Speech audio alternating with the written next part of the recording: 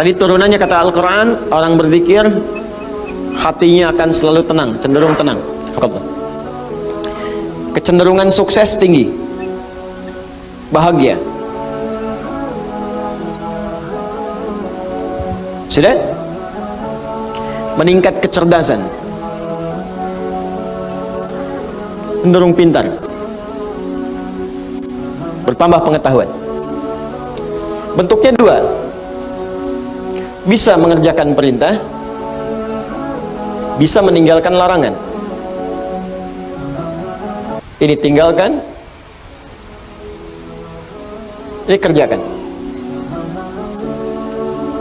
Do it, live it. If'al, la taf'al. Kerjakan, tinggalkan. Ini saya turunkan tadi, ada salat, kan? Ada interaksi dengan Al-Quran, ada puasa, dan seterusnya. Orang yang salat, maka dirinya cenderung tenang. Orang yang salat cenderung sukses dalam hidupnya, bahagia. Makanya panggilan salat, panggilan kebahagiaan. Hayya 'alas shalah. Kenapa salat ya Allah? Hayya 'alal falah. Bahagia yuk. Sukses. Kan? Cenderung kemudian pintar. Makanya banyak orang di masa lalu itu, ya, ketika dia akan mengerjakan soal-soal salat, Pak, Bu. Imam Al-Bukhari itu menuliskan Sahih Al-Bukhari selama 16 tahun. 97 pembahasan. Setiap pembahasan itu berapa banyak hadis? Kitabul Iman 57 hadis, ada Kitabul Ilmi sampai Kitabul Tijarah, Kitabul Mali, terus sampai Kitabul Jihad. Banyak sekali. Ya, itu setiap menuliskan satu hadis salat 2 rakaat. Dituliskan pertama di Masjid Al-Haram, disempurnakan di Masjid Nabawi, 16 tahun. Semua ulama-ulama kita itu mustahil mereka bisa menulis kitab, merumuskan sesuatu, inovasi, penemuan baru, kecuali pasti rahasianya ini. Salat Al-Quran, salat Al-Quran. Ada orang mengkaji Al-Quran tiba-tiba menemukan penemuan. Ya, Ibnu Firnas baca surah Al-Mulk ayat 19. Ya, ketika membaca ayat itu, Allah awalam yarau ila tayri fawqahum saffatin wa yaqbidna ma yumsikuhunna illa rahman. Apa engkau tidak analisis, perhatikan bagaimana burung bisa terbang di udara dengan dia mengepak-ngapukkan sayapnya, dijaga oleh Allah. Kalau nggak dijaga nggak bisa terbang.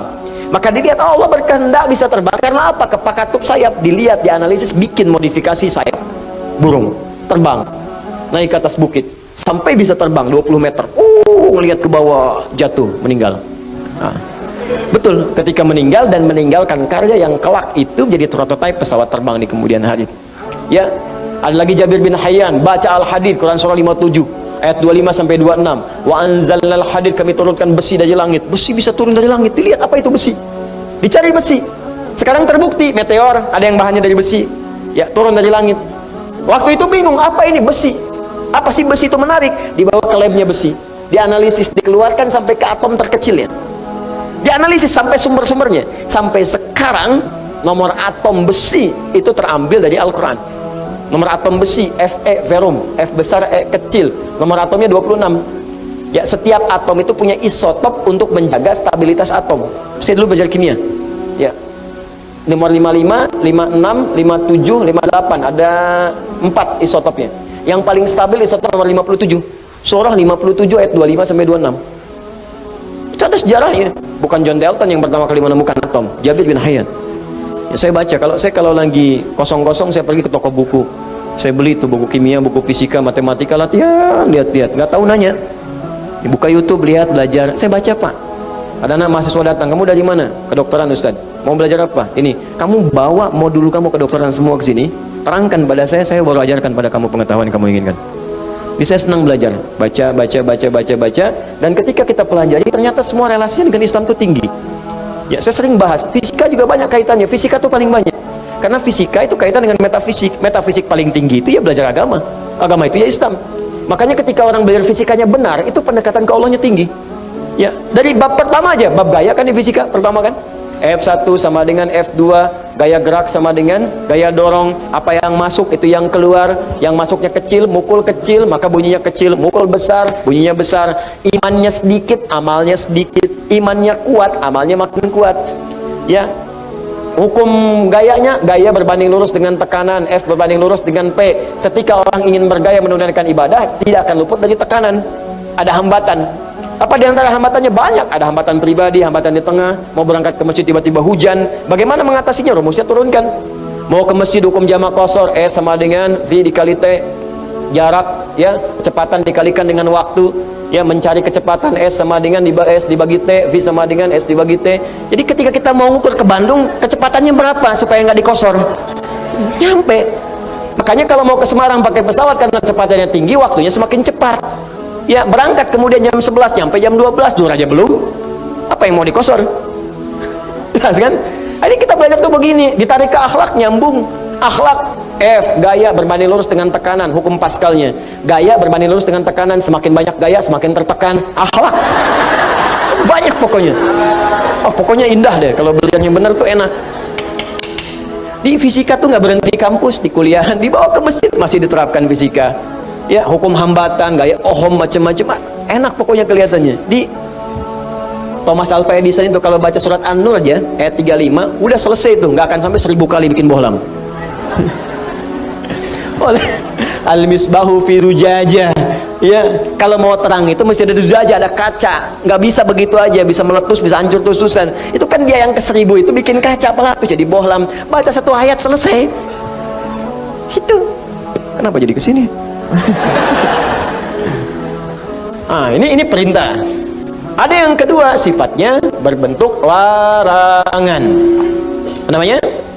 Larangan. Ini tenang, ini sukses, ini bahagia. Jadi ada yang sifatnya larangan. Pertama kata Allah, tinggalkan zina. Di surah Cahaya. Fokus. Cara berpikirnya begini. Perhatikan cara berpikirnya. Ini kebanyakan orang cuma baca, tapi formulasinya nggak dipahami. Sehingga parameter tingkat keberhasilan mengkaji ayatnya itu nggak muncul. Cuma jadi pengetahuan tersimpan di pikiran kita, amalnya nggak ada.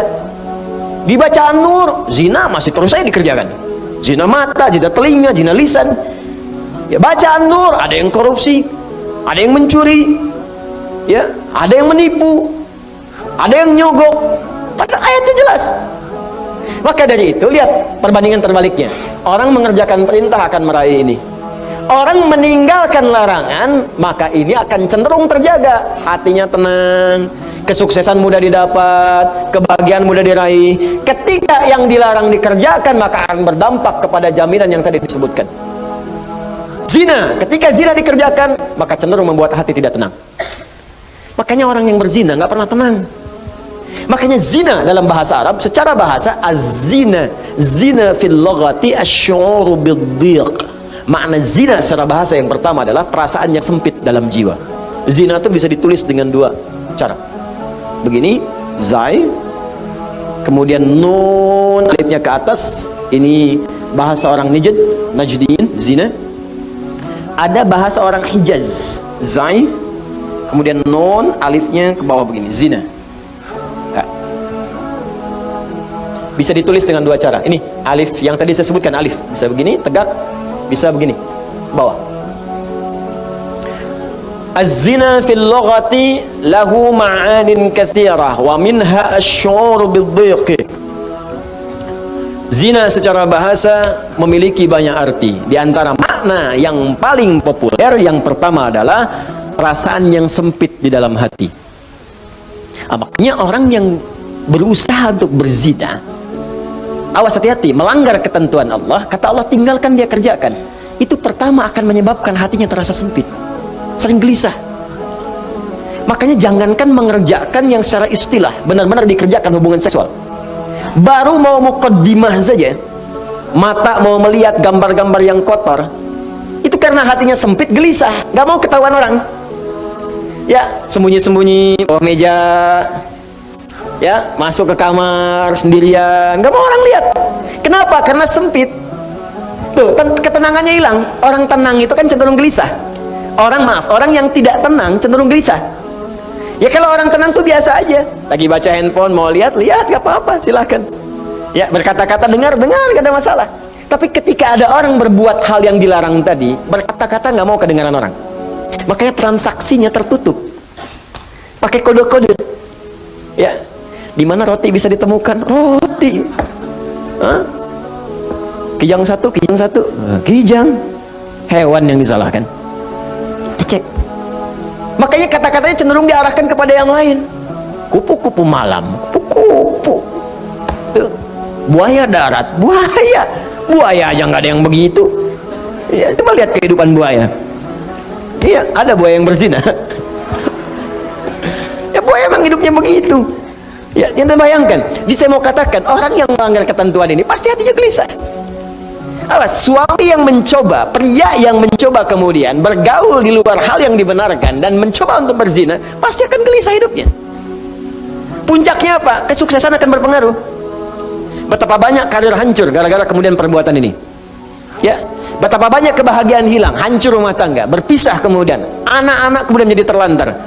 Makanya mikir dulu, kalau ada orang sudah berumah tangga, ada anak, berpikir untuk berbuat yang ini, mikir anak-anak Anda, kasihan. Apa tega kemudian dia diolok-olok di sekolahnya, bapak kamu pezina ya, ibu kamu selingkuh ya. Anak Anda mau berbicara seperti apa? Dia masih kecil, butuh perhatian yang dalam. Makanya orang yang berbuat hal yang seperti ini pasti pertama akan terganggu kemudian ketenangan jiwanya. Kesuksesannya akan berpengaruh, kebahagiaannya akan sirna, dan yang paling dahsyat adalah biasanya ini akan fatal, berpengaruh kepada kecerdasan dan yang lainnya.